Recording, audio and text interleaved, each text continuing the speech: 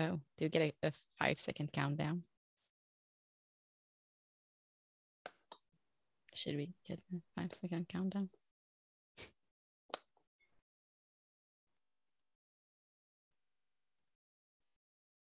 Are we live? I don't know. We could not. Yay! Okay. Hi, everyone, and welcome to Reddington Continuity Errors, Season 1.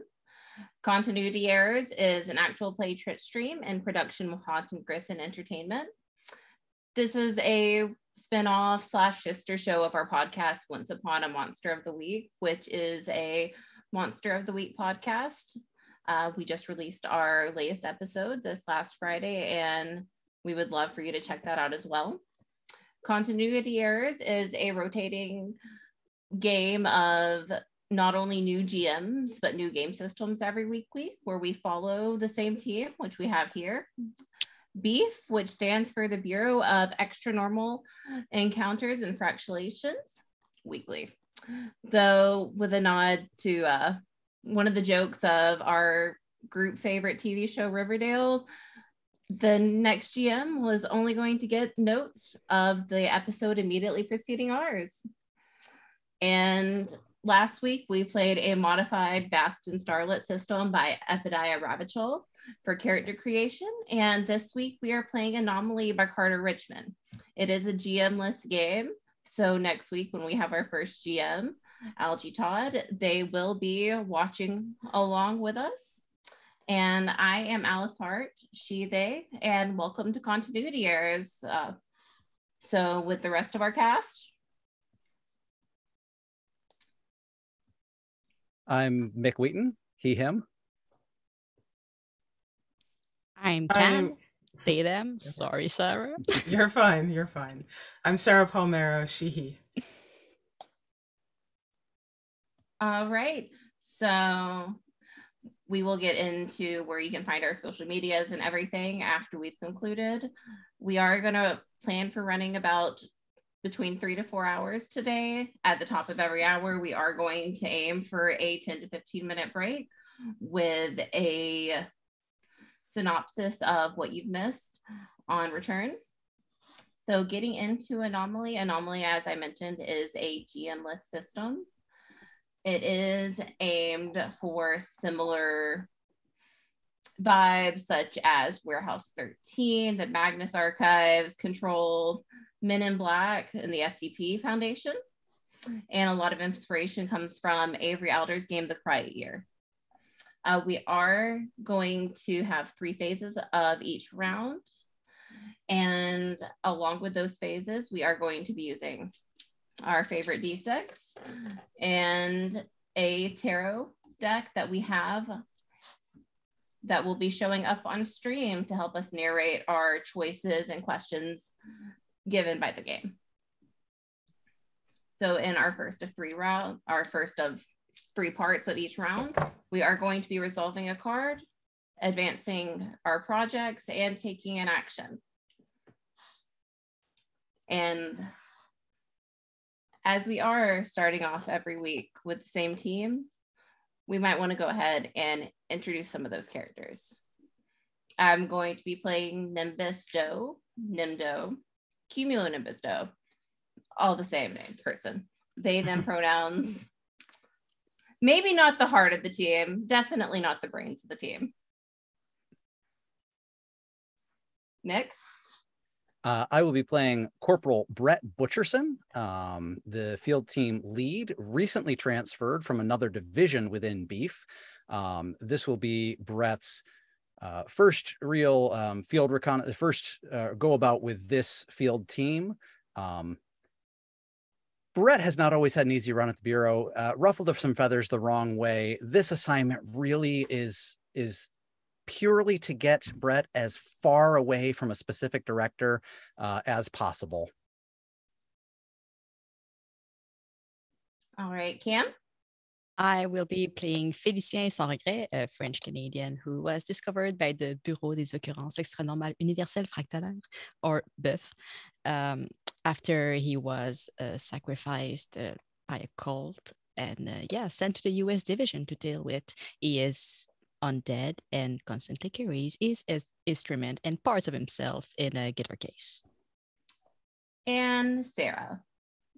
I will be playing Eddie Bluehill, who is the tech guy for the team. He's the one who's supplying all of the gadgets and gizmos that the team needs, and sort of here on in his opinion, punishment basis, because he's going to make the best of it.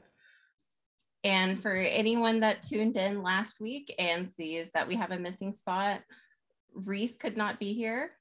And as such, Agent Runt's going to be on a bit of a special mission for now. But getting into the game. So with Anomaly, we are going to be investigating what it is, an anomaly, a creature, a force, something we will be creating in the game as we go. Our setting today, Reddington, possibly familiar to some of our podcast listeners. If not, it's a little bit of a mystery to us too. It's a town in New Hampshire that has some interesting actions going on. Some that have caught the gaze of Beef. And more specifically, our director who has assigned our team, Delta 7, to this today. So getting into Anomaly, we are going to be flipping our first tarot card, starting the game, and resolving what our card is showing us.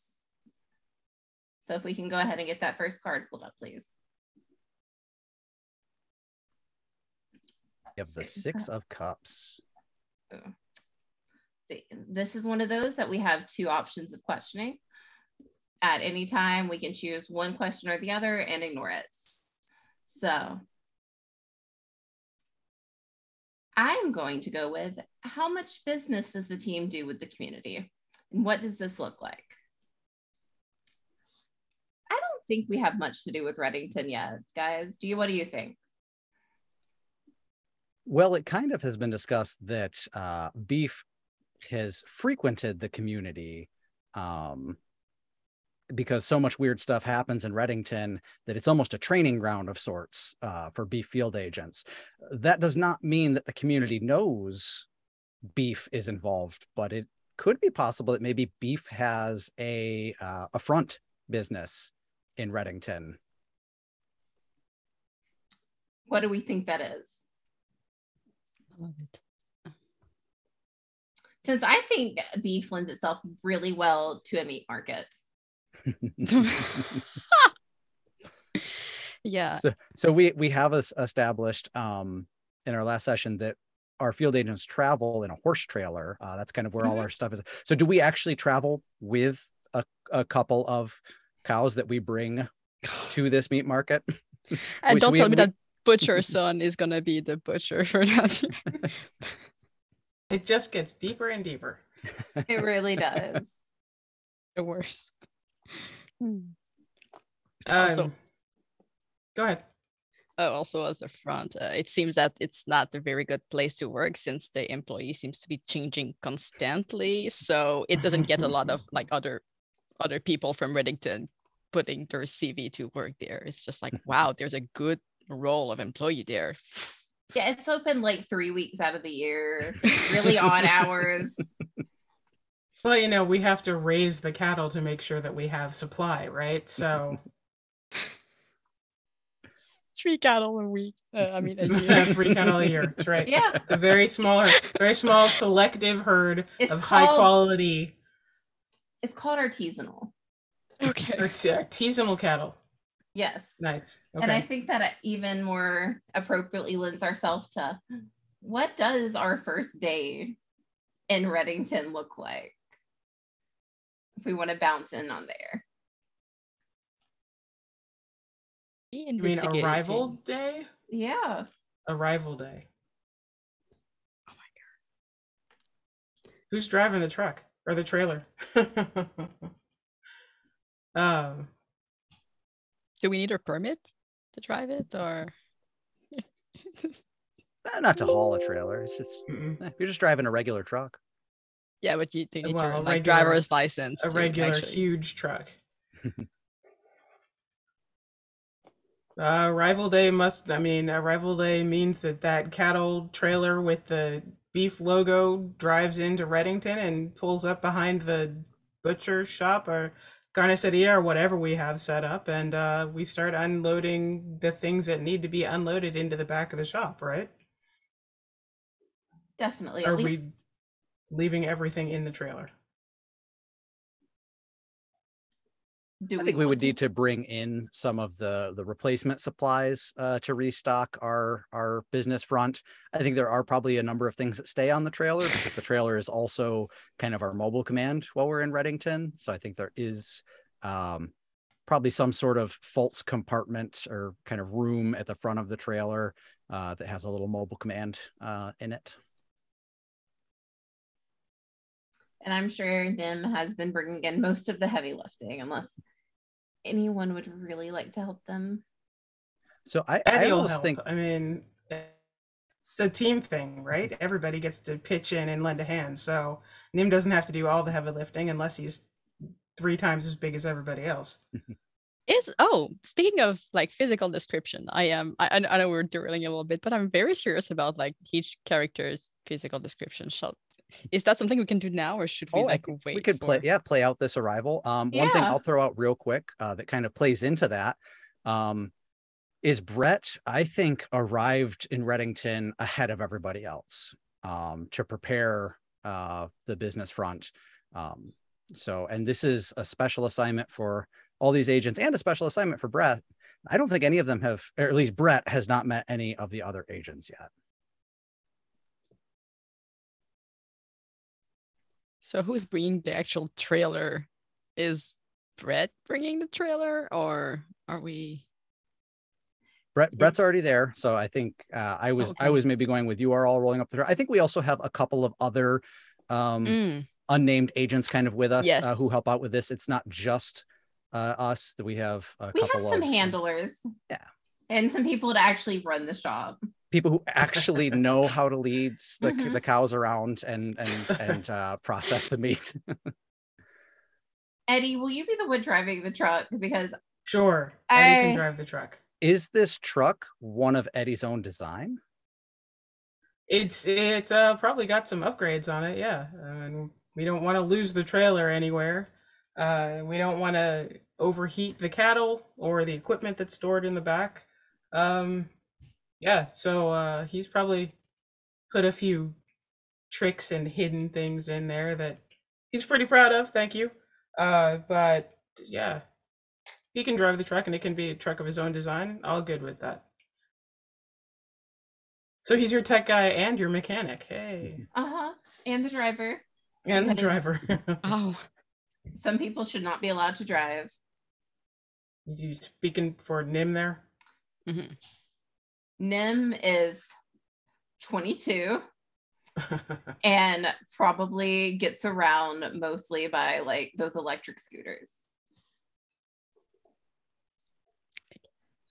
So they are very out of place, having to ride passenger seat to Eddie. And I really hope this truck has like 2 rows, because if Felician is stuck between Eddie and a pretty lanky, a little muscular Nim, it might not be like the most comfortable. Oh no, it's a crew cab truck. You know, it's got a full size back seats, stretch out back there if he needs to, or just don't leave parts in the back. That's all Eddie asks.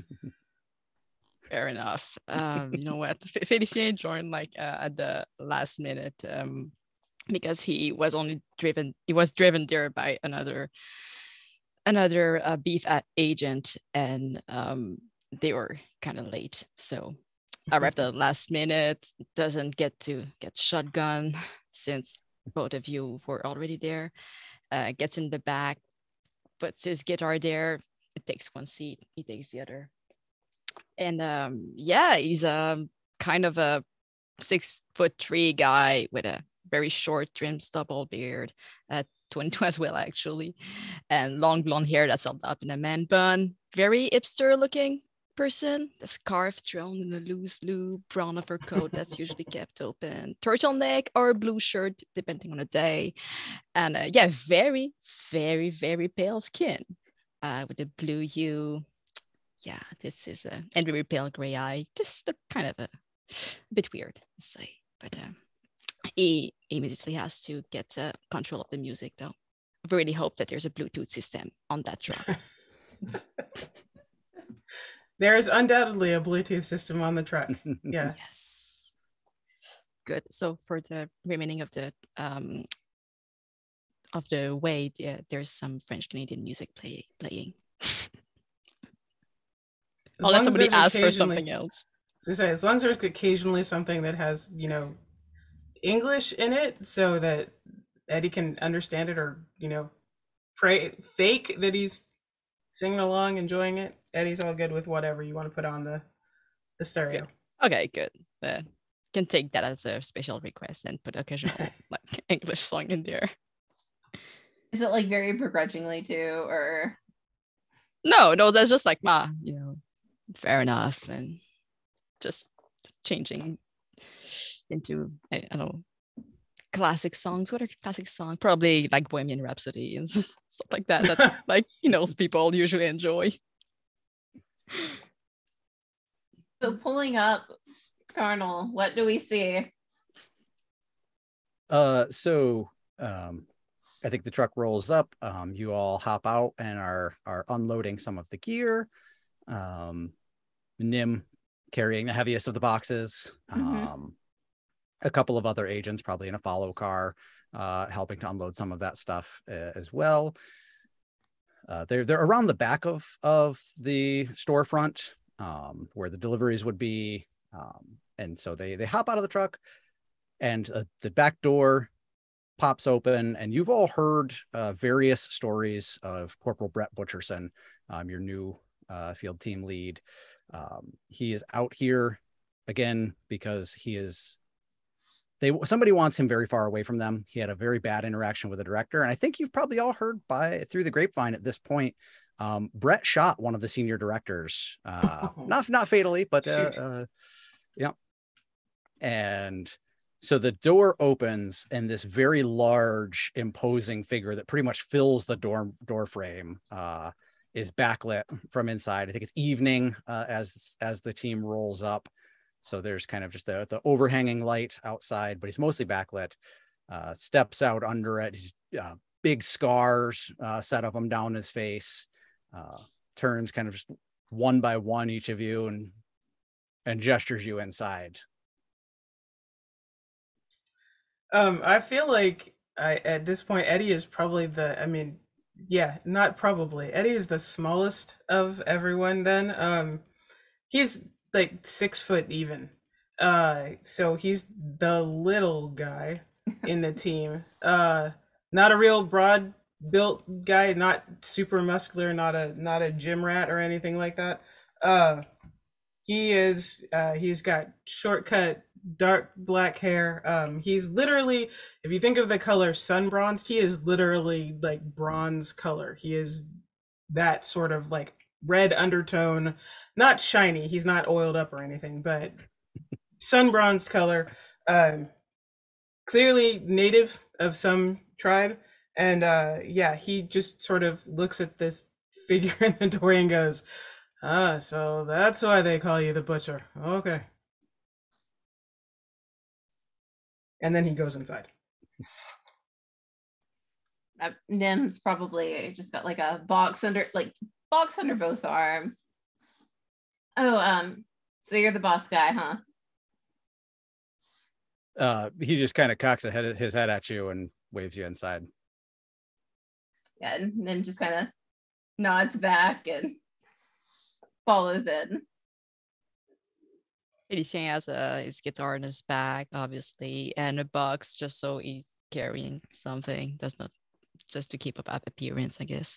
And gives a respectful nod to to Brett, like, Corporal, and walks he's inside. kind of a confusing look as you go by. And as you all go inside, you see an individual, probably only about 5'6" very thin, glasses, bow tie, sweater vest. Good, you all made it. Hello, Corporal Brett Butcherson. I'm a little nervous. This is my first field assignment. I'm glad you all made it here in one piece. Oh, you're the boss man. All right, where do you want this stuff? Honestly, I'm still trying to figure this out myself. I feel very out of place here, honestly. Was the drive good at least? Oh yeah. The drive was fine. So yeah, wait, you're the butcher, not the right. Okay. Just gonna go put this down over here. Yeah. Unfortunately, this not the first time I've been in such a situation. Yeah, I am Brett. Oh. Well, Corporal, again, sorry. Turns toward the other person. Sorry about that, Corporal. I guess I still getting used to the title. Honestly, it's a weird feel, weird fit.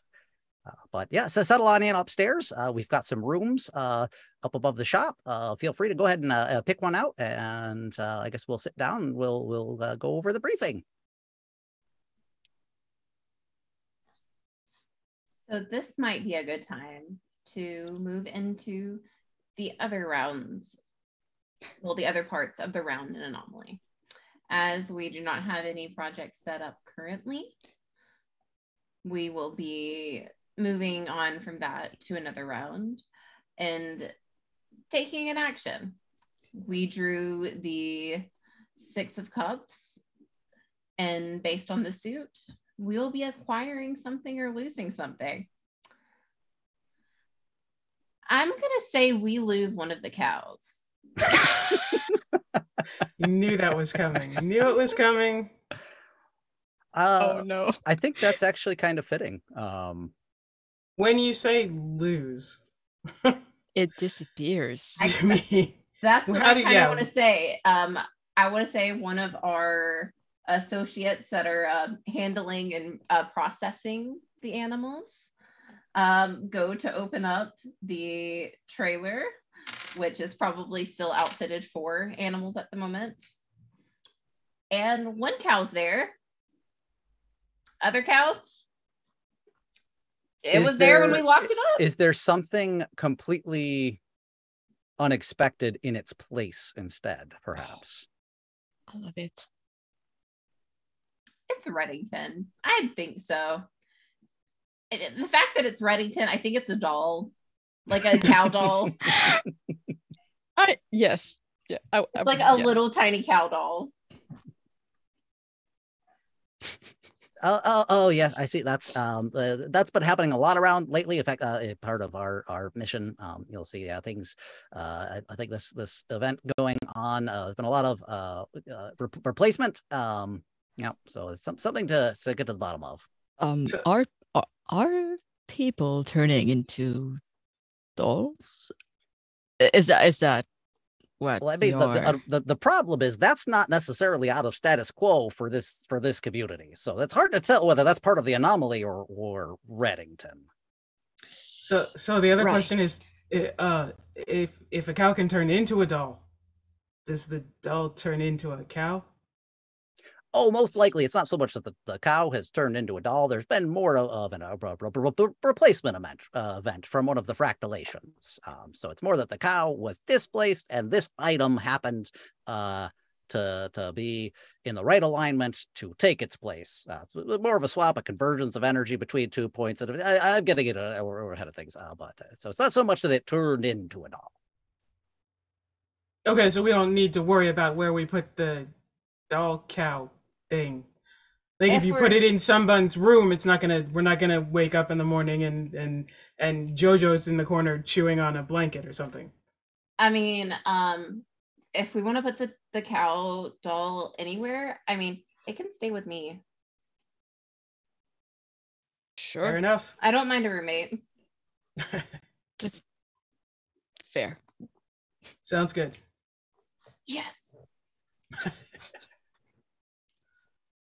And Nim is just gonna go pick up the little doll and just like keep it in their hands and like their arm for a second while we talk.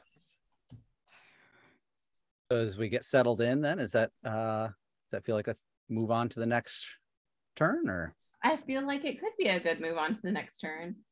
So next up, we agreed prior to stream our rotation cycle.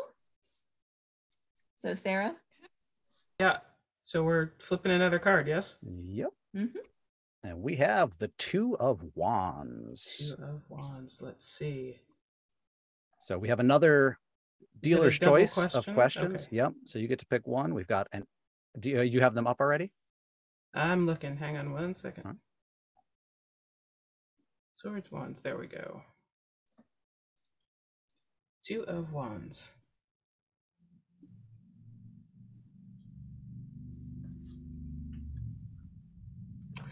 Oh, well, okay. That's sort of an obvious question since we aren't that far along in the adventure yet. So the question, or the option is, an expert among the team makes a startling discovery. What's the discovery and what is their area of expertise?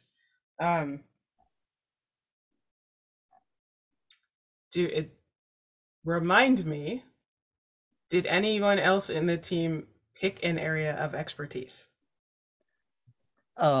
Brett is recently transferred from the division for the computational analysis of litigious figures. Yeah, Brett. From like, okay. From CAF. Yeah. From CAF.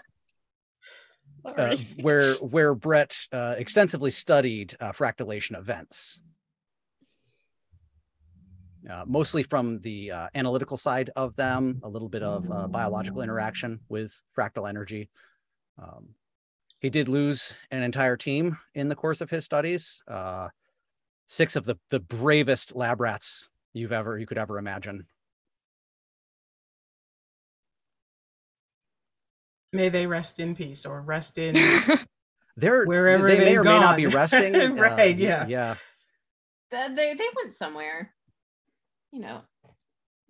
Yeah, so maybe they're resting, maybe they're on a beach somewhere, who knows. Anyone else have a particular area of expertise that they want to claim? Nim, good at lifting, and they were on the lacrosse team at their college, so they're good at hitting things. And they're nice to talk to. That's good to know. Good to know. Music? Can that be an area of expertise, like music, especially folklore music, if that can come in handy? But no, absolutely nothing related to the supernatural. Cults, maybe not that he's an expert. He's just sacrificed by one and doesn't have at the time to really get into it or like talk to the cultist members. So no, not really. Magic a little bit, but very unpredictable one. So he wouldn't call himself an expert, or I wouldn't call him an expert. Maybe, yeah, maybe if you ask him, he will say yes, but no. Eddie again is the tech guy. I think in the process of setting up rooms, Eddie discovers that he can actually hear what's being moved around and said in the other rooms, and he will investigate the room that he's claimed and find a little inset box on the corner of the baseboard in the room, and sort of get down on his hands and knees and go, "Hey, you guys hear me? I think we might have a already installed intercom system in here. Did anybody know that existed?" I'm looking around for the source of the voice. Aren't You the can walls just talk. You could just say thin? yes or no. Is Nim like staring very intently at the cow doll? Like, did you? They have probably picked it up and they're just like shaking it a little bit, putting it up to their ear. Okay, so if nobody says anything, I'm gonna guess I'm wrong. No, But- I think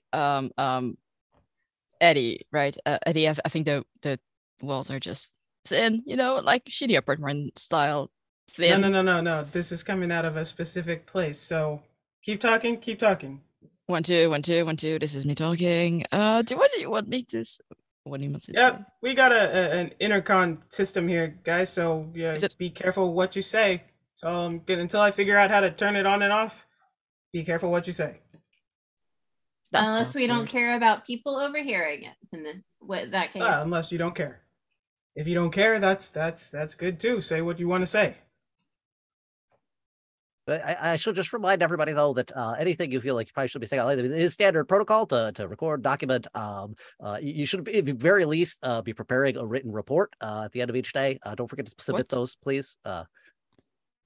What? I mean, like everybody or one report for everyone? Well, I mean, it would definitely make things easier for me if people could please provide a summary of yourself, and I can consolidate and pass along for the official record. But it would be appreciated if it's not too much trouble. And it feels like it. I mean, okay. I don't want to complain, but it's just the thing. Do we need to know? What do we need to know? We could have a brief later and discuss that time. Okay. Feel free to settle in at this point. I ate granola bar at 12 p.m. Okay. Yeah. So that answers the question, right? Yes? I think so. Mm-hmm. Okay, so we still don't have a project moving on in the turn. Still don't have a project to advance at this point. So it was wands, right? So you can either add a fact about something, or you can always choose to start a project or team meeting. Let's see. I think, since we've established that we have now got our rooms, we've got stuff moved in, we have discovered the fact that we lost a cow. Let's have a team meeting. All right. So Eddie calls a team meeting. Eddie will come back down to the general space, shared space, and say, hey, maybe we should sit down and talk about what's going on, what we're supposed to do, yeah? I think that's probably an excellent idea if everybody's ready. Well, I'm ready. I don't know, Nim? Lizian? So are we going to be working here for a few weeks, or? That I don't have a lot of experience with field assignments myself, but that is typically how they would go, as one would go until I guess if we resolve the anomaly sooner, we could probably head back sooner. You know what's neat with this intercom system is that we can literally be laying in our bed and just talk to each other and do the meeting like that. I'm gonna figure out how to turn it off. I mean, that's good for now. PDC is not with the room. It's just but you hear a door open and he walks downstairs to join the gang. But yeah, just pointing it out. So is the anomaly a cut of beef? Or the anomaly itself still needs further study. So far, the main emergence of the anomalous event is the displaced objects, animals, creatures, and subsequent replacements with out of normal objects. There have been several reported incidents. It grew to a significant enough preponderance of events that a report was filed, and here we are. So Here we are indeed. So is the idea then that we're gonna look for these things that got displaced and bring them back, or That would be one method of investigation. We could try to hone in on if there's any unusual energy signatures around. Perhaps gathering some of the objects would be a good start. We could begin analyzing them for such energy signatures that we could see about tracing back to perhaps a centralized location. Well, we have the cow. I have the cow. The live cow still, or the yeah, that one, yes. Yeah. Lushy cow. no, the other cow's already out of the truck in the corral. In processing. No. Unless they work a lot faster. It's possible. I don't, I was upstairs, so maybe they already started. Who knows? I believe Eric is checked out for the night already. Anyway, he was here to greet you all. He typically handles actual on-site operations of the business itself. Eric's the beefier. Yes, he is a very intimidating individual. Mm-hmm. Oh, the actual, but okay. Yeah. All right. Is that all for this team meeting? Moving on then, yes, or do we want to take a break? We take one at the top of the hour if we feel like it. Okay. We did start about 15 late, so we wanted to go push through a little bit. That's true. All right. So yeah, if we want to take a break in about 10 minutes. And do we want to go on to the next round, Cam? Yeah, sure. I'm ready. I think. Maybe. Roll that. Well, draw a card. Flip that Roll card. that dice there, yeah. We have the Ace of Pentacles. Okay, what's it do? No, that's not. You want to pull that up, or would you like me to read it off? I have it. Okay. Still a 2 choice. Okay. Okay.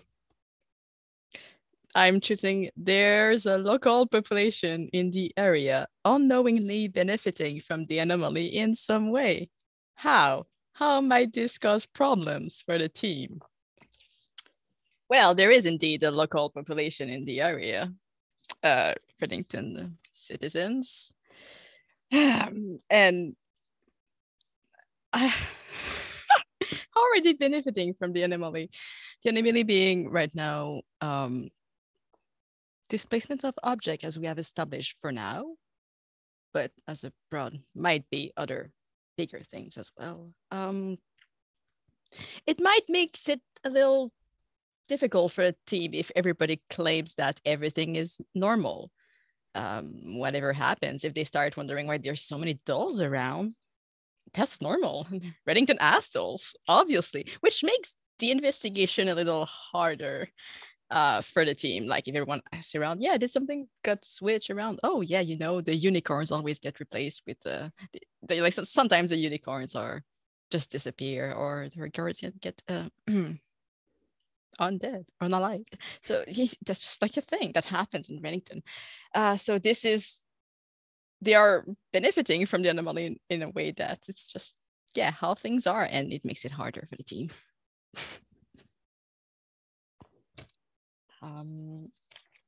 So I think that does anybody has anything to add to how the population might hinder the teams in any way? I'd say maybe every so often, once we get the shop up and actually running for the population of Reddington, because it is a good way to talk to the townsfolk organically without just like showing up on the street and interviewing them. That's definitely nothing we would do. No. I wonder if perhaps at the sites of some of these events where things are displaced and replaced with another object. If in the immediate vicinity, perhaps there's a reaction with things, plants like growing and blooming, like not quite out of control, but like, perhaps there's an event in an orchard, and like, even though it's like late, well, I guess, do we know what time of year we want it to be? What about summer? We haven't hit summer already. I like summer. Nice midsummer, which is still well shy of when apples should be ready. And yet after one of these events in an orchard, all of the apples are like right there, ready to go, and like 2 months early. And do they last 2 months as well? Is that how the community is benefiting? It hasn't been 2 months yet, so it's hard to say. Yeah, that's true. We don't know yet. Love it. But as far as a benefit goes, interactions like that other things taking place at the site of some of these events. Good. It's a boon you get. Good. In the actions, then advancing project. We still don't have a project. You can always start one. I know. What would be the project? I mean, a good project to start would maybe be investigating some of the apple orchard. Yeah. I was gonna say. Yeah, apple tasting. Apple tasting tour. Yeah, absolutely. You know what? Let's start an apple investigation of the earth. So this is gonna take, how is your say? 2 rounds? Yeah, I don't think this is maybe not that difficult, which is a good thing with Anomaly. And when we bring our dice into it, is we take a d6 and determine how difficult it's going to be. And from there, each round, we can move it down 1 from 6 to 1, 3 to 1, however we want to judge that, to finish off the project. So if we're starting with 2 rounds, let's go ahead and set a dice to 2, everyone. Yay.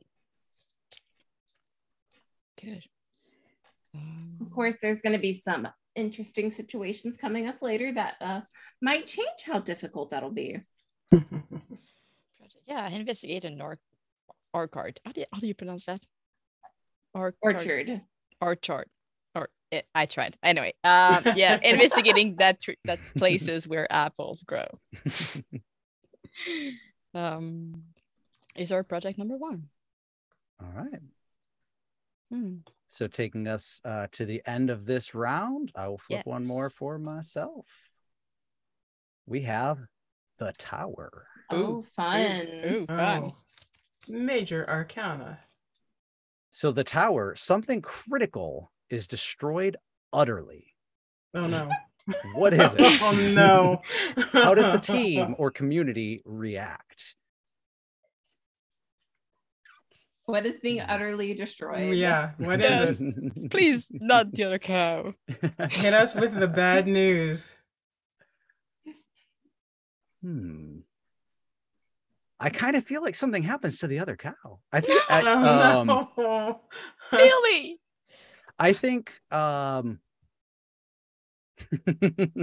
Okay. So we come down the next morning, and we're all getting around. We're getting ready. We're having breakfast. There's some coffee on.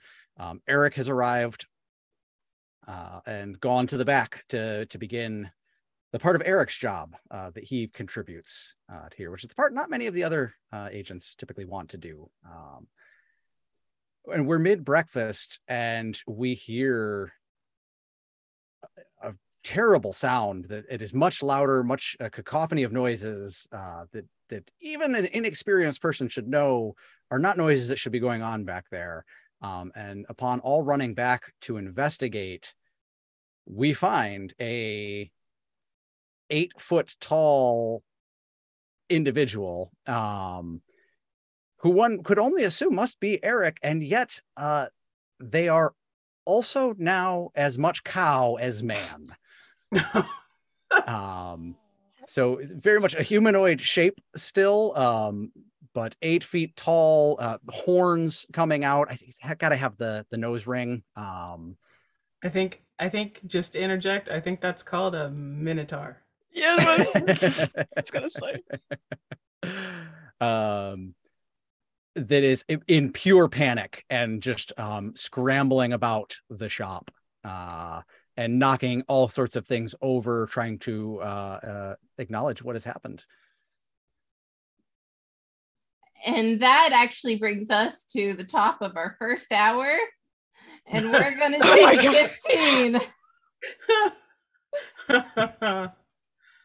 15. Please join us back in about 10 minutes, everyone. We will go over everything that's happened in the last 45 or so minutes, which is a lot. Yeah. So. Great.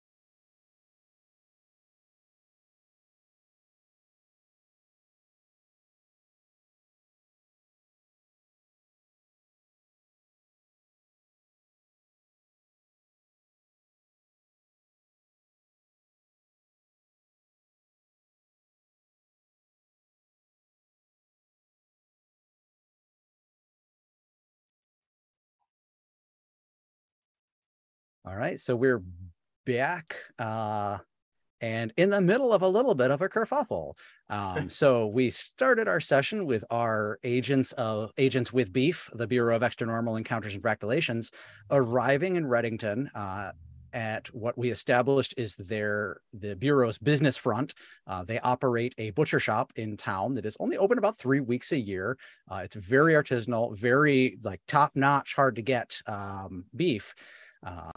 They only come around when there is an anomaly to investigate. And so apparently that's the only time that shop is open. We had the nice scene of everybody arriving, unloading, getting together for the first time and finding their own rooms upstairs at the shop, which Eddie discovered an intercom system located throughout the rooms.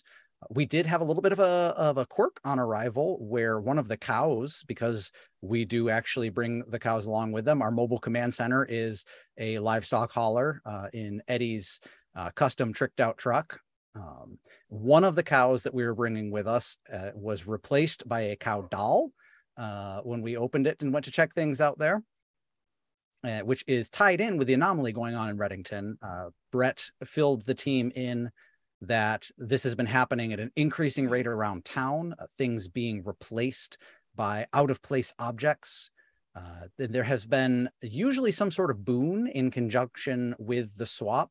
For instance, one of them, there was an event at an orchard, and despite being a good 2 months ahead of when apples should be ready, the next day the entire orchard had full, ready-to-go apples the next morning.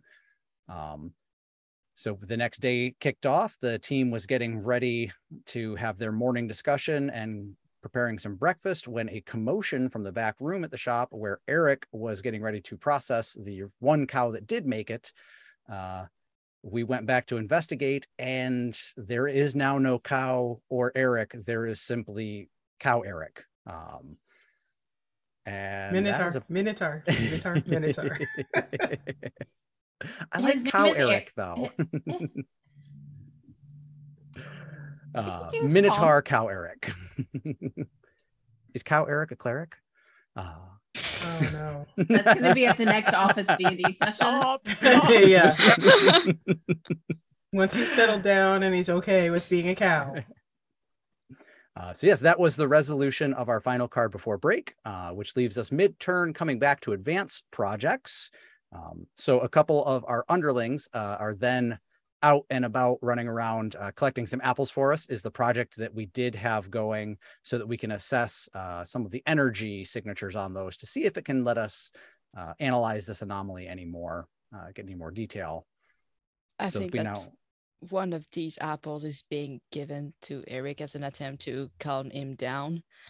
We have apples laying around, like there's a angry cow man. It's like, apple? Have an apple. Like, calm down, eat an apple.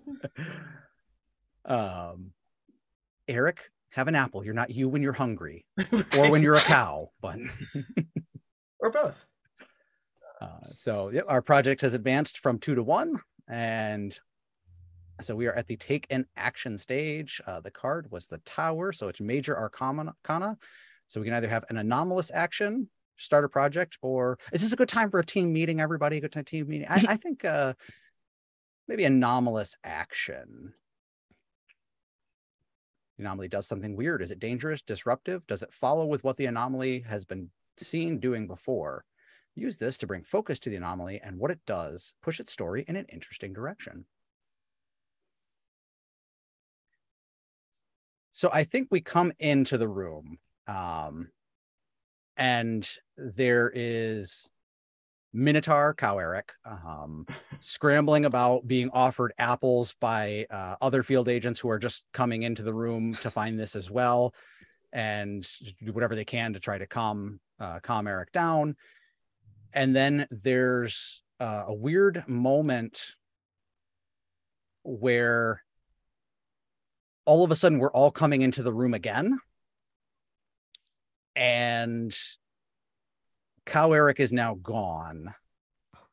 And there is a 8-foot stone obelisk in his place. For a second, I thought you were going to say there's an 8-foot tall cow doll. It's like, That's oh the no. process. They get Oh no. This is why the other cow just went straight to Doll. There was no people. And in addition to this obelisk, all of the bins that the meat would be sorted into are like, we have steak for days in here now, kind of tying back to the boon for each event. So Cow Eric is gone. There is an obelisk. There was kind of a weird time hiccup as we had already gone into the room and then found ourselves entering the room again, fully aware that this is again. Okay. And yet Cow Eric is gone. 8-foot obelisk remains. Meat trays overfloweth. Oh, hey, No. we have dinner. We have dinner, guys. I don't know. I don't know if we should eat that meat. I think a little further study is probably a good idea before what he said.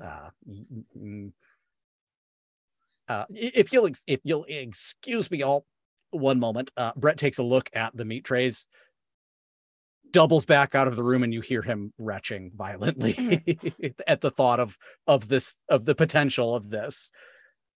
Felicity is just like staring at the obelisk. They just look like steaks, guys. Eddie goes over to Nim and sort of lowers his voice a little and goes, "Nim, come on, man. We just had an 8-foot tall cow guy in here. Now we got trays full of steak and no cow guy. Think about that."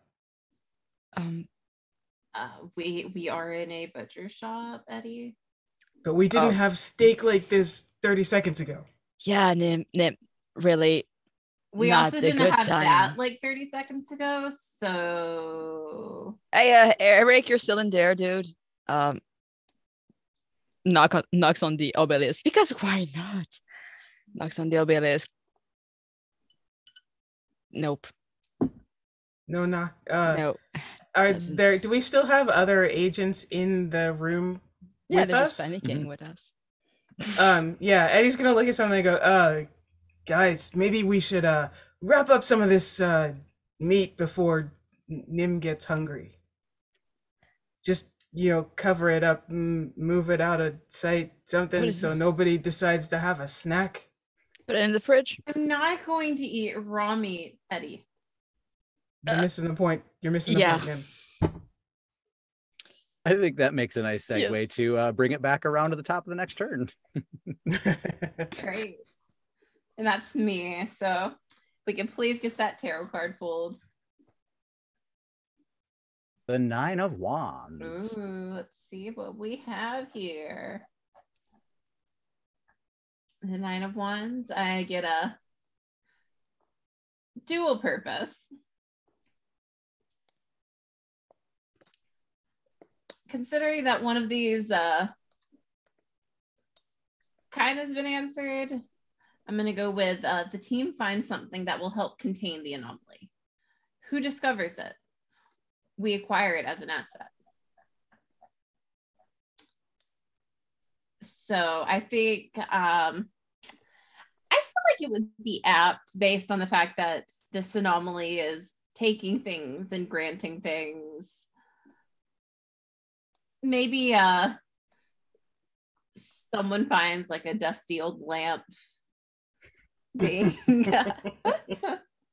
cleaned, like when they were looking for something to cover the trays up with. Would anyone like to find an interesting old lamp?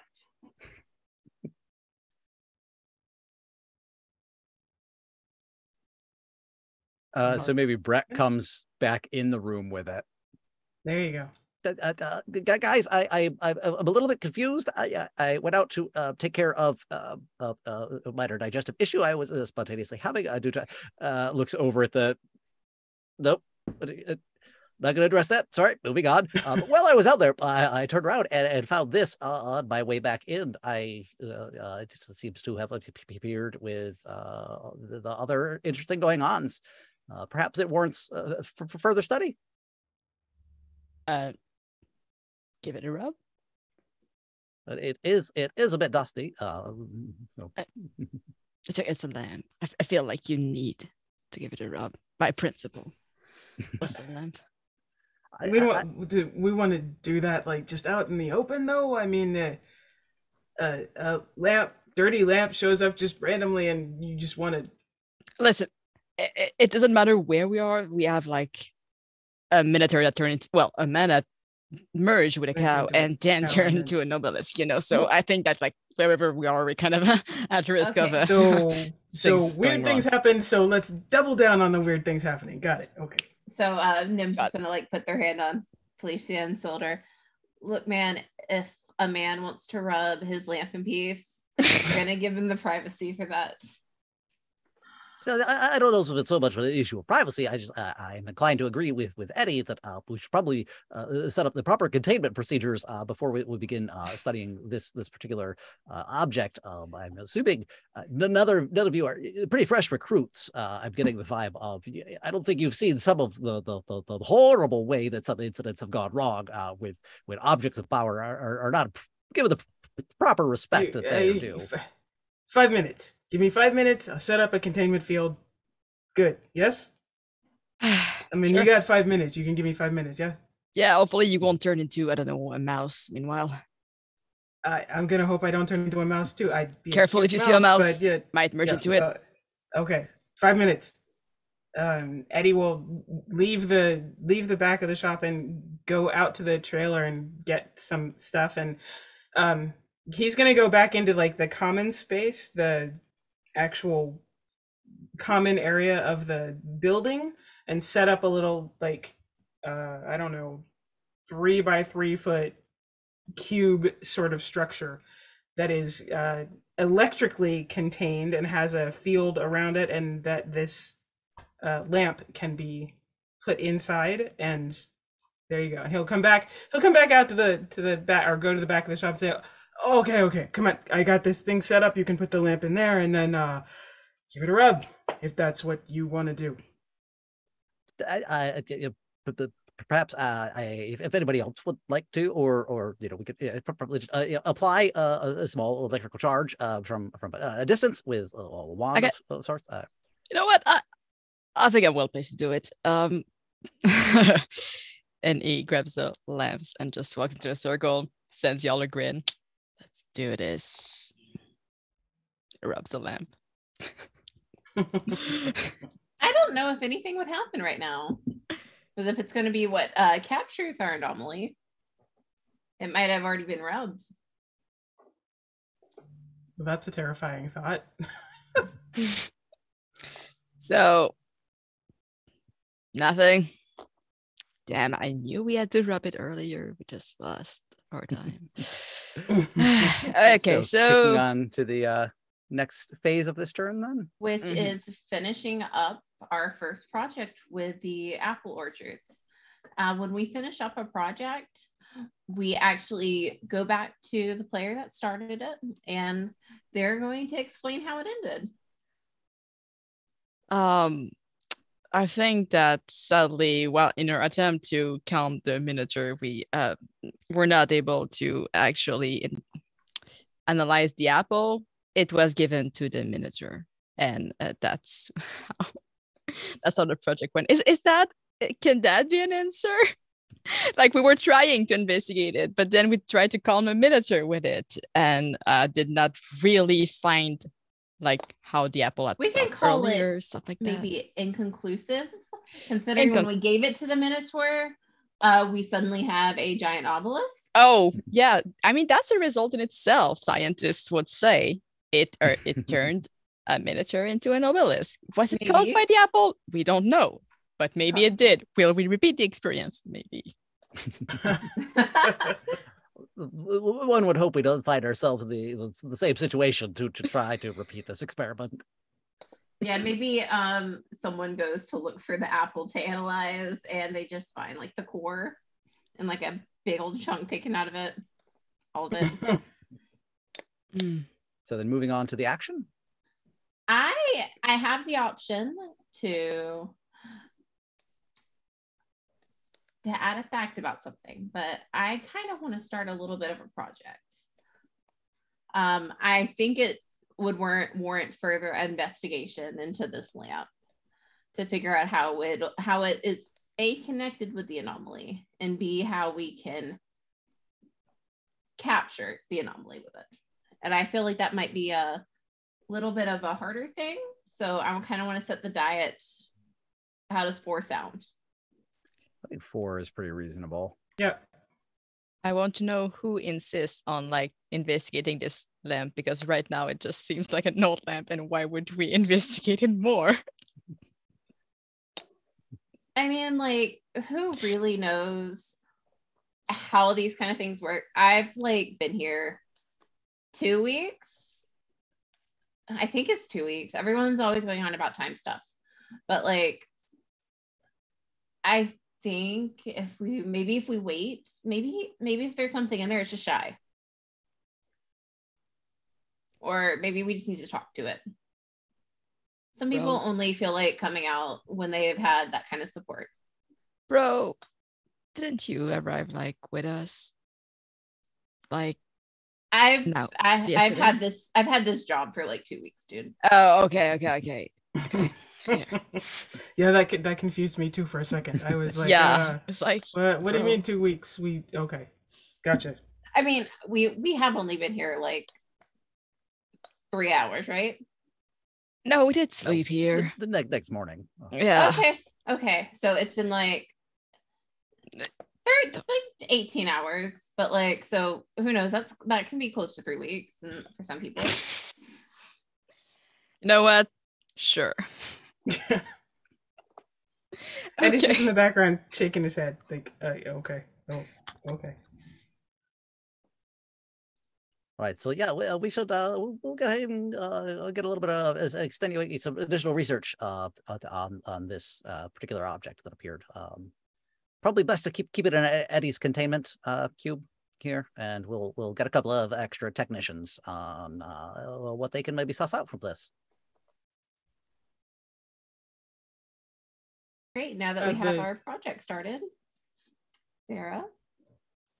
Oh, are we moving on? Oh, yeah. Okie dokie. New card, please. We have. How many rounds did you say? 4 on that one. Oh, on the dice, yeah. Okay. The Queen of Pentacles. Okay.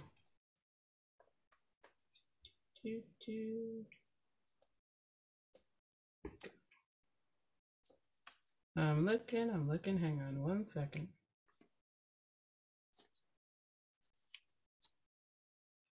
Pentacles. Let's see.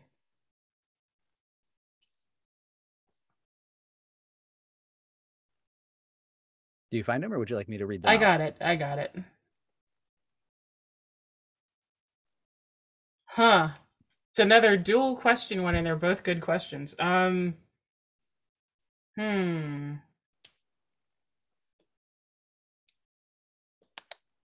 both. Yeah. We can vote. Okay, well, here are our options. Or just read them. Yeah. The questions are, number 1, the team discovers an event they assumed was supernatural was the work of the mundane. Why is this scarier? The other option is the team discovers a lie told to hide the anomaly. What is it? I feel like the lie one might be more interesting. The first one, the why is this scarier? No, the lie. Oh, the lie. I'm sorry. Because I thought you said why. The stuff that we've experienced so far would be really hard to do mundane. True. Yeah, it is kind of hard to mundanely squish a man and a cow together, I guess. I'd just be like, you underestimate the power of science. Apple tree from another braid that just blooming earlier and producing April earlier. But a whole orchard, though. They're all the same kind of. They're all the same species. They're all the same variety. They all do it. Exactly. So we have one vote for the lie, and any other. Pick the one that you have more inspiration for. Let's see. Are you intrigued by the mundane being scarier? I am. I'm more intrigued by why is the mundane scarier than the? I mean, if we discover that one of these events, for instance, Eric getting turned into a cowman, is the result of something mundane, that's pretty freaking terrifying. Well, there is a mad scientist in town.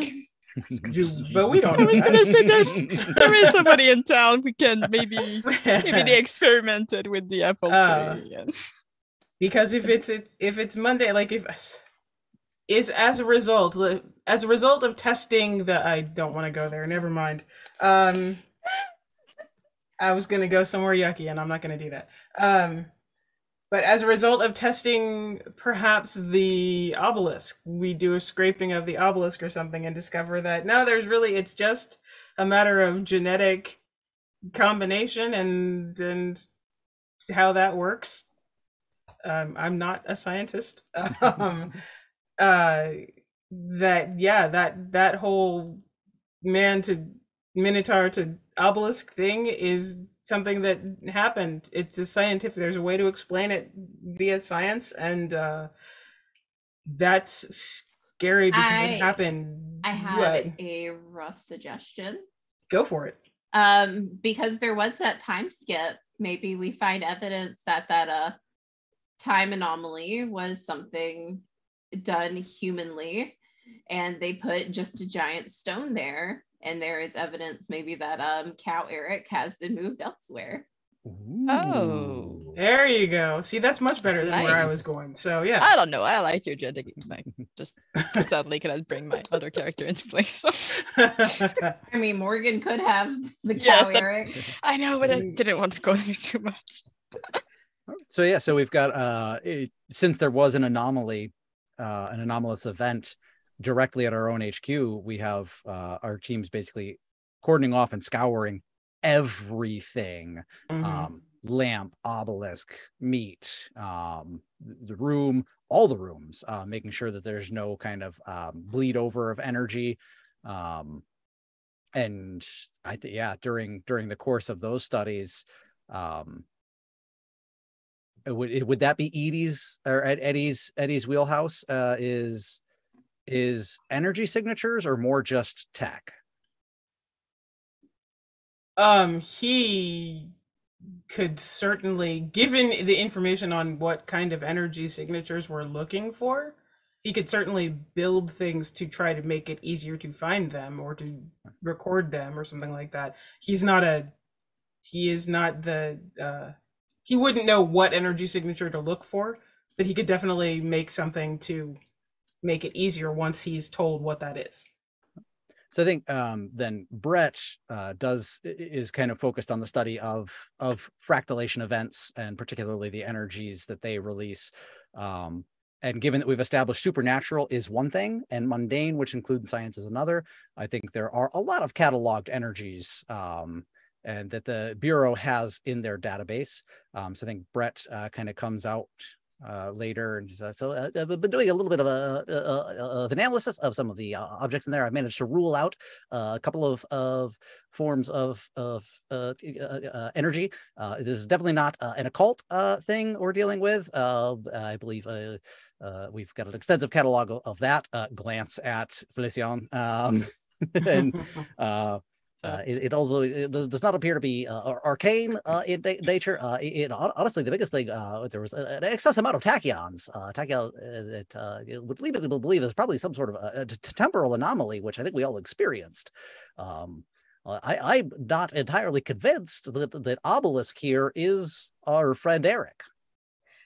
Oh, so does that mean? Well, I'm asking probably for Nim's purpose, but does that mean that the meat also is eatable?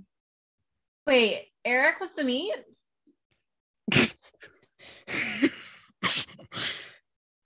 I have not studied. Keep up, man. I haven't confirmed that the meat is definitely meat. With a temporal anomaly, it's entirely possible what was a blink for us could have been an extensive period of time. For I don't even want to think about how that could lead to the meat being there, but it's not out of the realm of possibility that I again do not even want to think about this conversation anymore. Please tell me you have not eaten the meat. Okay. No, we put the meat away. Meat is taken care of. But what you're saying is it could have been 3 weeks. Sure. You know what? It feels like the answer is yes. It feels like the answer. Well, it could have been 3 weeks, but it's definitely still now. So 3 weeks. We've got to timestamp on things. It's definitely still now, whether or not it's been 3 weeks. I hope that should clear things up.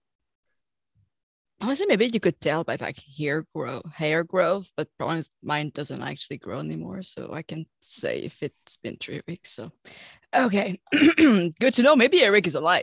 So does that mean that maybe Eric is alive? Or Minotaur? Really hope so. Those steaks look really good. I'm going to be honest. So it is able to be derived too, that this particular sort of anomaly, the energy that's released is there's various forms of temporal anomalies that can be subcategories. This one does not seem to be natural in nature. Well, you know what I mean. I'm sorry. I guess. Yeah, so if we need something to check that out or record the levels or anything, we got that covered. Oh, absolutely! Sure. This is not a stray natural event. Somebody did this. We need to track it back to its source. Right. Yeah, got you covered. All right, so advance. I think does that hit a good point to move on to the next phase? Yeah, I think so. So advancing projects. So we advance that down to 3 then. Mm-hmm. Or the study of the lamp. Who's studying it? Who's rubbing it in all kind of ways to try to? I feel like Nim has been trying to have a conversation with the lamp. Okay. To try to slowly, gently suit it out of its shyness. Hey, buddy, I know what it's like to not want to come out at all. It's a hard process, but we're friends here. And if there is anyone in there, that would be really cool. Like a fairy tale kind of, right? I think. But if you really want to help, or if you don't want to help and just want to give us some answers or something, it's okay. It's okay. You can just come out when you're ready, man. All right. Want to move on to the action to be taken? Okie dokie. Let's see. What is Pentacles? Pentacles is... Sorry, scroll.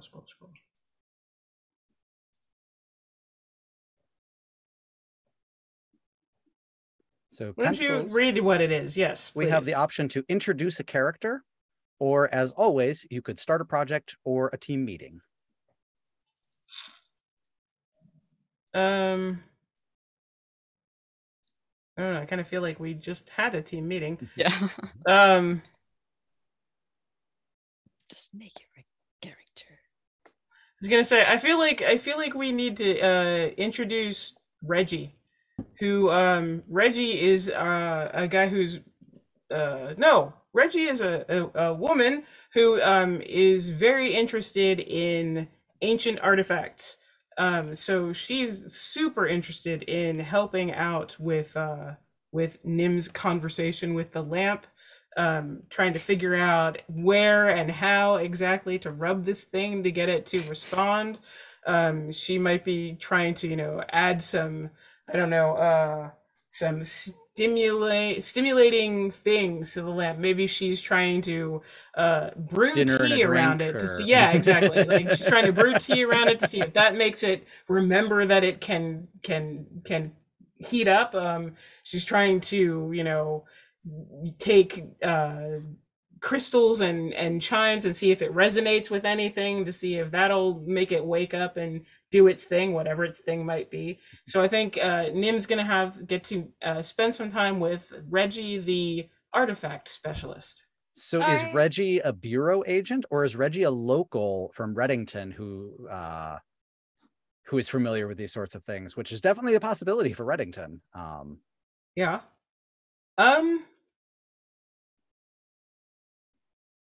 Does Reggie own the sushi restaurant Rock and Roll? Well, now she does. Yeah, now Reggie is the sushi chef slash Also, metaphysical expert slash artifact investigator. Yeah, Reggie's gonna bring some sushi for the team and some crystals to set up around the lamp, and yeah, it's gonna be a party. she gets artifact for Delilah too sometimes. So yeah, we have a new outside influence into the whole investigation. All right. It's important to have contacts with the local community. Mm-hmm. Right. I like she's pretty cool. Like she's bringing the vibes. The sushi, especially. All right. Do we want to discuss Reggie any further, or did we want to get on to the next turn?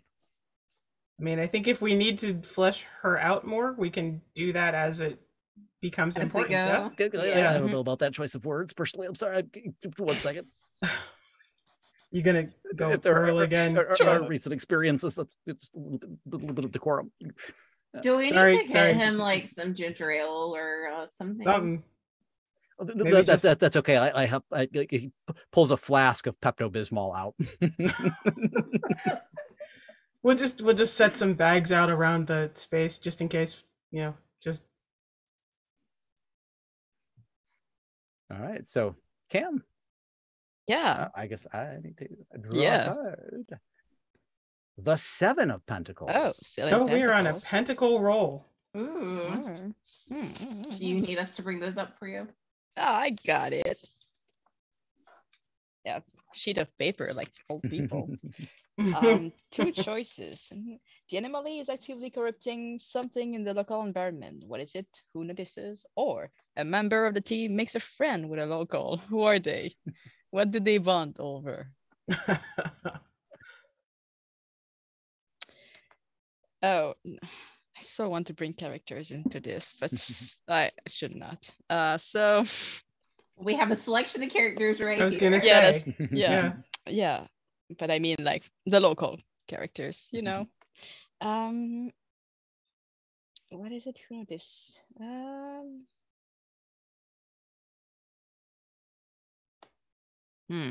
Anybody have a? Well, we did. So, like you said, we did just introduce somebody. So maybe it would be, more something different to go with the first one. It's actually corrupting something in the local environment. I will have an idea soon. Oh, you will. It will come to you. Well, I mean, if we want to play with like the wishes, we could. If we're going with a layout, maybe something else that ties into wishing. There's also the time anomaly that could have some consequences. Whatever's going on with Eric. We have a lot of shady labs in town. Okay. Yeah. Whoever can grow facial hair or hair in general, sometimes they wake up and they have a 3 weeks long beard, or the hair grow really fast. And well, I don't know if we can call it corrupting, but for some people, I guess it can be. And I guess it is up to the people who have those kind of issues to notice, or Felicien actually notices and it's like a little bit jealous. Like it's like, wow, how can you? Wouldn't it be better if it was a corrupting force if Felicien also had 3 weeks of hair growth?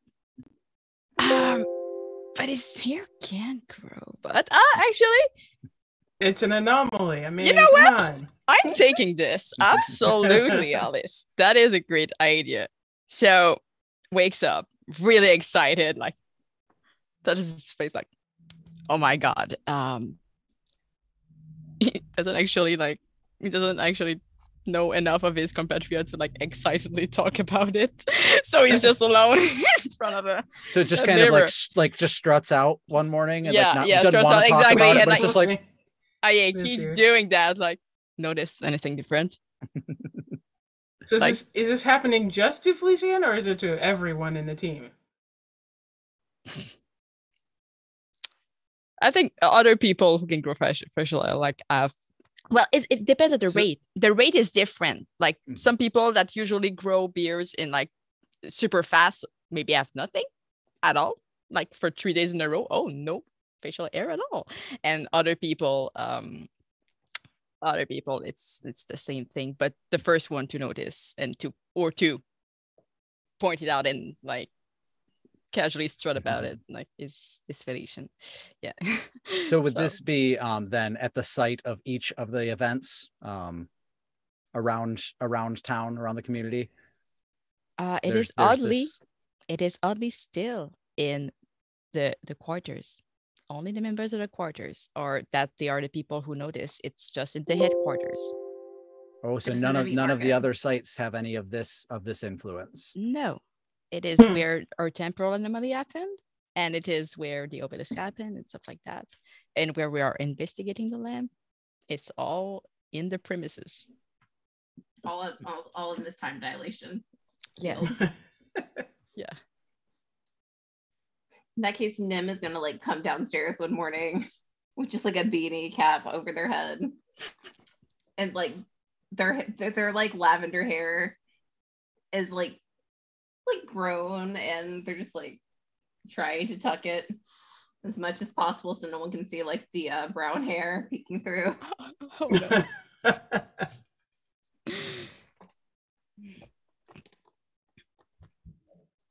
Right. Do we want Which I was just gonna say, which means that Eddie's gonna come like thundering down the stairs and just full beard.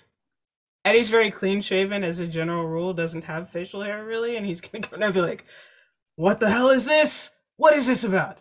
What is Nice. going on?"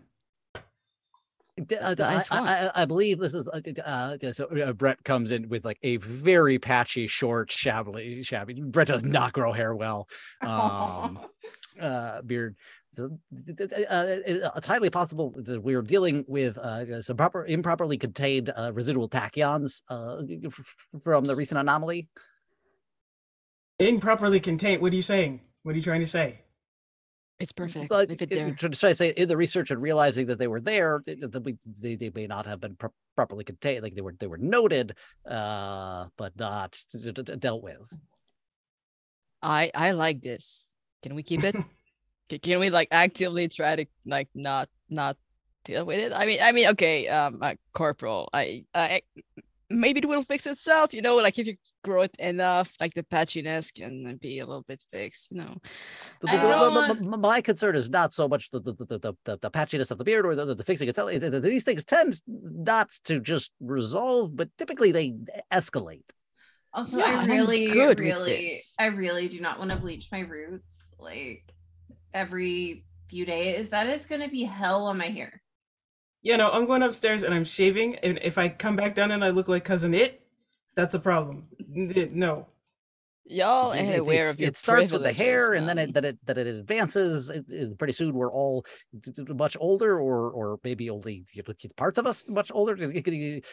When time begins dilating in funny ways, that is not typically good for anybody involved. Sounds like a you problem. Yeah. As Felician coughs and their nose falls off.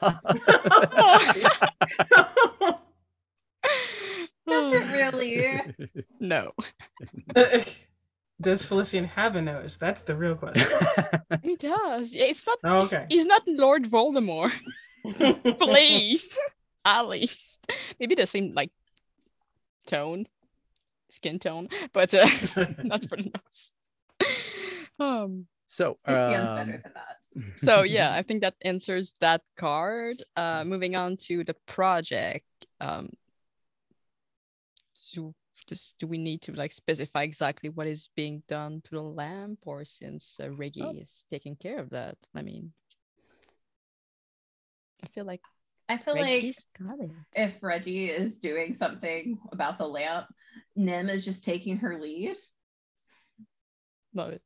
Like they might both be just like cleansing the lamp with candles and everything and smoke and I think in the evening sometimes, or when they're done doing their talking to the lamp and other rubbing, Felicien just like comes down, plays a little guitar just to see like why not, to see if it changes There's anything. a whole mood being created for the lamp. Exactly. You know what? Pretty soon we're all just I in a circle holding hands. Yeah. he's tuning in. He's tuning in like Nim's idea of talking and soothing the thing. You know, like yeah, give it a bit of music. Why not? So yeah, that will be that for the advancement of the project. And the action would be Pentacles to introduce your character.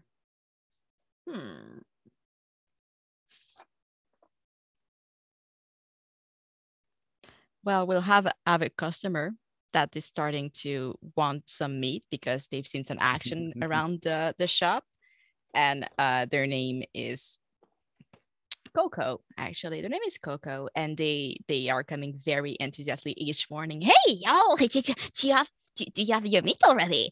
I would love some meat. I've heard like yours is the best in town. So yeah, I would love some meat. Do you have some meat? Yeah. And Coco is just a very enthusiastic customer that can use as an NPC now. So I guess in the spirit of kind of continuing that slightly, throwing on a second character because it ties in, I don't think any of us necessarily, and maybe I'm wrong, would be running the counter at the store, because that means time we can't be investigating. So do we have well, we had Eric. What if we have another Eric? Eric's twin brother. Oh, or it could just be Eric. human Eric. It's Eric. So the Eric and Derek typically run the shop then? Yeah, I think so. Go-tos? Eric too? Derek. Yeah. Good. The other big scarred burly dude. Yes. But we do have meat to sell. Are we selling the meat? Have we determined it's not cow Eric yet? Do we tell Coco that we don't have meat, or do we tell Coco that we do have meat every time they come knocking at the door? We could run tests on the meat. Probably not where Make sure Brett it's 100%. has to see it. But we could run tests on the meat and see whether it has any human material in it. Yeah, I think for the sake of just resolving that, why don't we go ahead and say that those tests are concluded, and it's not that it is just beef. It's part of the anomaly, the benefits of the anomaly, and it is grade A pure cow. Perfect. And so Coco it's probably like a better quality cow than we brought. It's like premium, right? Or it's premium like American Wagyu or something. Right. So we're holding up to our reputation of very nice meat. Good to know. There you go. All right. That's it for my turn. All right. So drawing a new card. We're rolling Pentacles in everywhere. pentacles. So no, again. We might need to. We can always shuffle the deck. Do we want to do that just for the sake of? Or you can just draw again. Just draw again. Yeah, we can shuffle the deck and try again. That way we shuffle. But if you shuffle, you might get some of the same cards. Yeah. So well, if we get the same card, we can redraw. Mm-hmm. Two of swords. To a sword. Here we go. Something different. All right.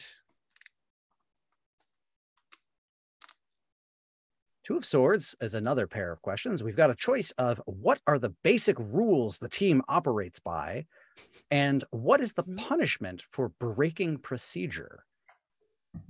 Ooh. Yeah, Corporal, what are the rules? I feel like it's a good question for you.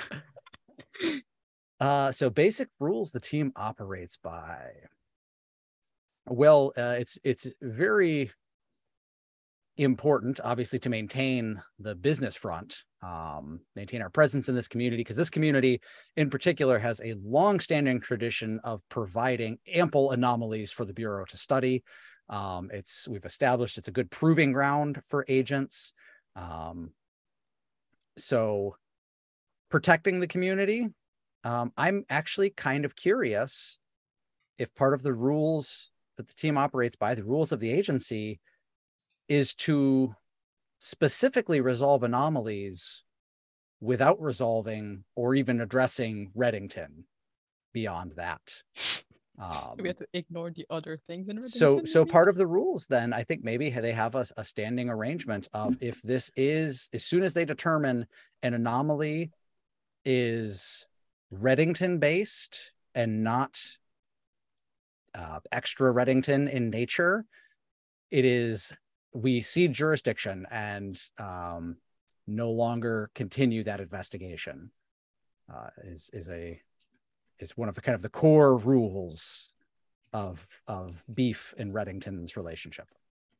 So we're here for Reddington, like we're here in Reddington to investigate the next straw Reddington normally, because Reddington is too advanced for us. Reddington has so many anomalies that they handle that.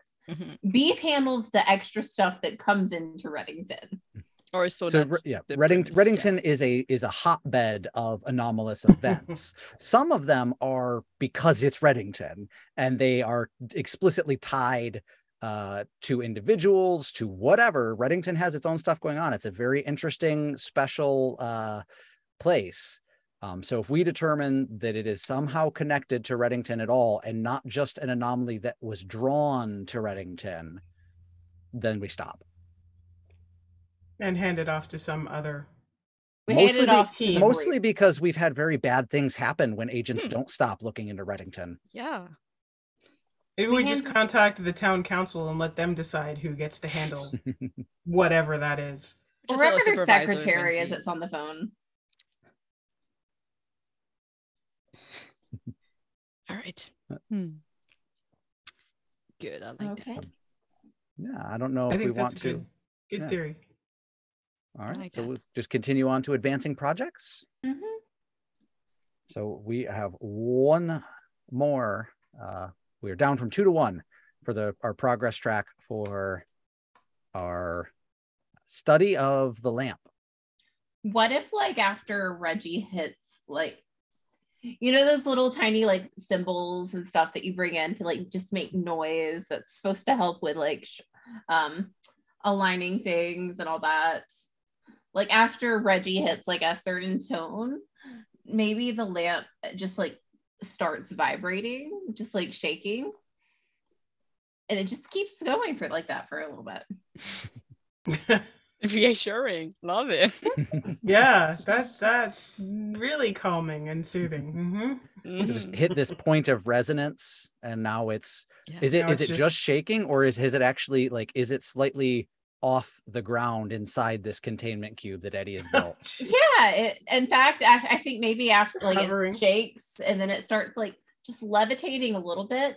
And when you look at it, you know, when you like look at like the pavement or your car when it's hot, and you just start seeing those like little subtle little ripples, heat waves. You just like get like a small force field of that around the lamp, and suddenly no one is allowed to touch it. There is a rule, no one is touching it. Are we allowed to like subtly grab our guitar and repeat exactly the same tone to like see if we amplify it, if it does vibrate a bit more? Is that something? Like, because PDC is going to do that. So like, that's a nice, yeah, that's it. Like A sharp, let's go. Eddie's gonna go. Do you need me to build you another booth to stand in just in case? I mean, if you playing along with it makes it heat up more, vibrate faster, we don't know what's gonna happen. So you want some protection to stand in if you're gonna do that? You know, for all we know, like this lamp gave me like back a little bit of my beard, and I'm so grateful for it. I don't need protection. I feel like we're vibing. We're doing great.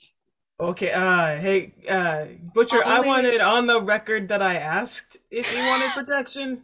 And he said no. Okay, just to make sure that that's Well, clear. just that make I sure offered. that's in your end of day report. That I You will got get it. to, Okay. yeah. Okay, All right. bro, always use protection.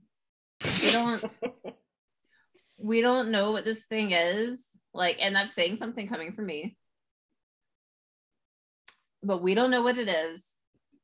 You should at least like wear some gloves or something. You can't really play guitar with gloves, bro. No. Just put it in your report, Nim. You heard the corporal. All right, so that kind of, and that day's like evening session of guitar around the lamp that we've kind of built a tradition of. Yep. Yeah, if it's just one tone, though, it's kind of boring. I feel like there's some music, but with the A sharp, really played a lot. All right, yes. So on to the taking an action. So we have, as always, start a project or a team meeting. Swords, secure or endanger something. Oh no. I feel like that's going to be interesting. Secure and danger. Either something that is at risk is removed from risk to some degree, or something that is not endangered is put into danger. Protecting something can help stop something interesting from being destroyed and allow it to be built on, or prevent outcomes that aren't interesting to you, while putting something in danger can create interesting conflict and set the story down a new path.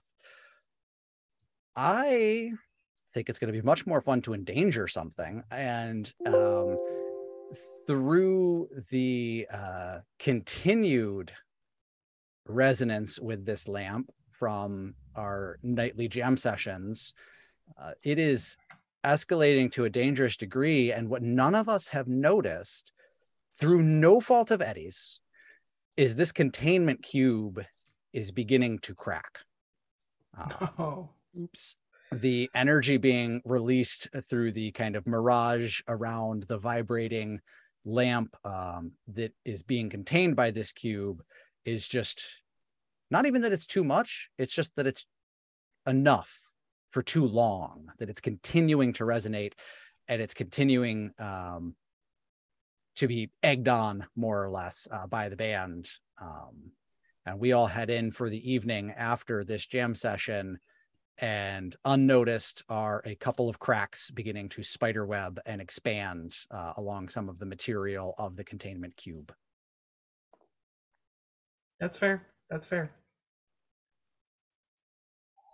So since we only... I mean, you can liquefy stone with vibration. So yeah, that's fair. We don't know what's going on with Felician's guitar. Special.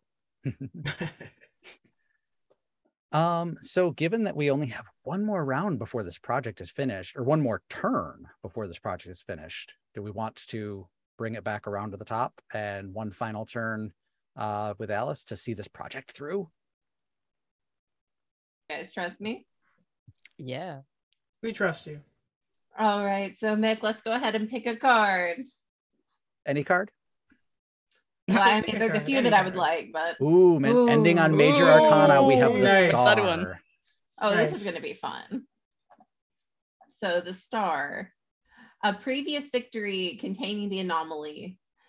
And containing the anomaly is undone. Well, Who that is just in- seems on the nose. Right? Right? There you go. We set that up so nicely. I kind of want to just combine all this into one, if we're okay with that. Because we're finishing off the project, and the action to be taken is an anomalous action. So I kind of feel what has to happen is, Felician, would you still be playing the guitar all night to this little box? Sure. I mean, we made them jam session now, and if everyone's like participating, like, Does Felician sleep? does not need to sleep. But I mean, he's not going all night on it. But like, we'll I'd play say as long as people are there, and even a bit after, actually. I feel like, though, when Felician stops and the silence kind of starts to fall over this area, the box starts humming, and it just starts to like get louder as these like spiderweb cracks form over the surface.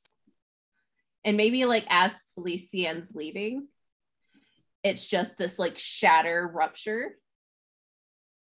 And did we say this was like in the same building, or are we having it like in a separate building, or what? Eddie had just constructed this out back, right? Behind the business.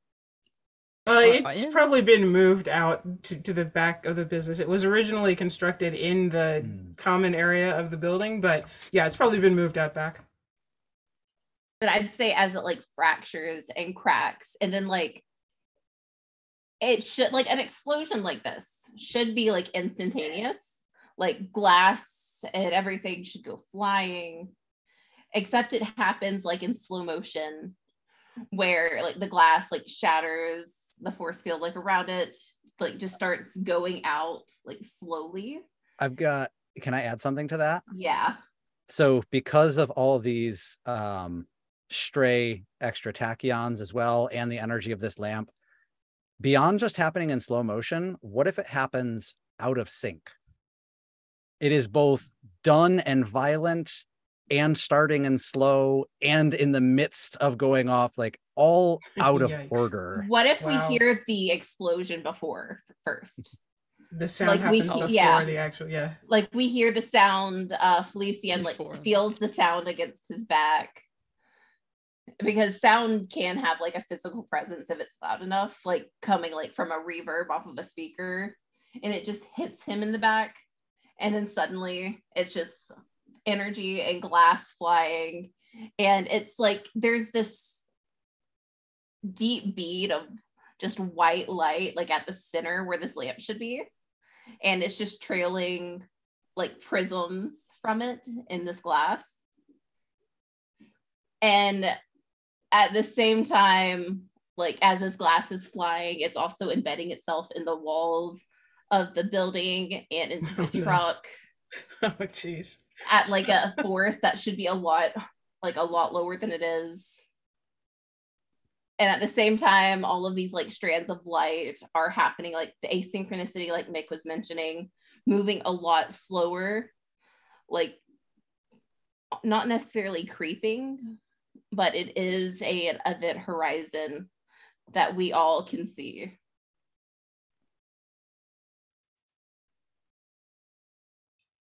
I like it. So, given the nature of continuity errors, is that where we're calling scene?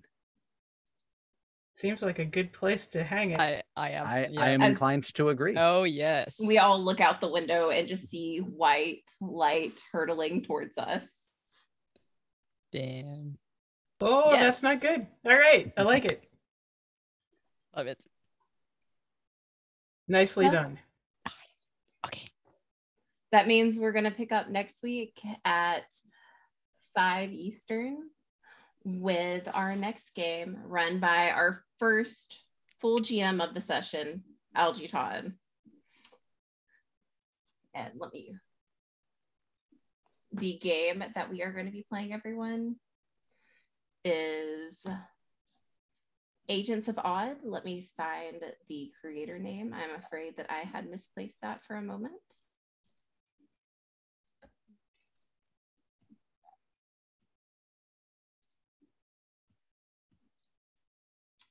But while I find that creator name, let's go ahead. Jason Tachi, I think.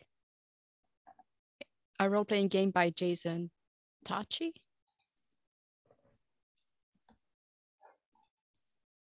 Well, that's what the PDF says. Yes, Agents of the Odd, ODD, by Jason Tachi or Tochi. If you do listen to this, Jason, we are so very sorry if we are butchering your last name. But let us know. Yes. Yeah.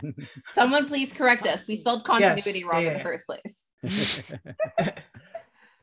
So yeah, next week, new GM, new game. They'll get some notes, but otherwise see how the story continues to go with a fresh set of eyes. And the same old beef. The same old beef. And which is not Eric.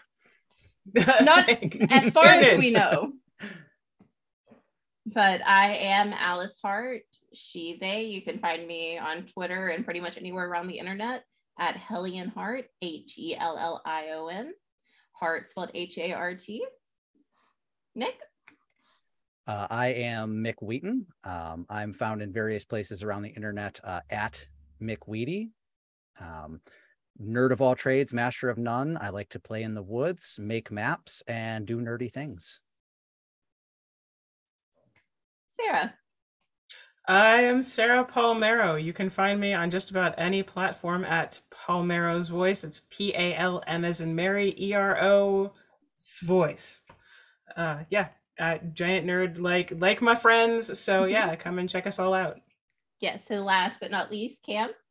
Hi, I'm Cam Clark. You can find me on Twitter and most platform at Pocketo, Pocceto.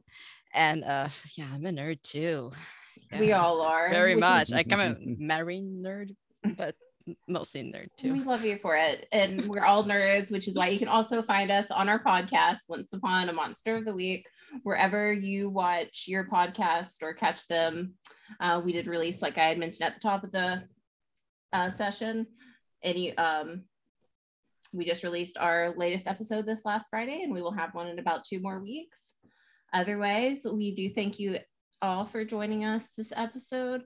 We hope to see you next week when we become agents of the odd with our GM Algie at 5 Eastern. Bye, guys. Okay. Bye. Bye, y'all.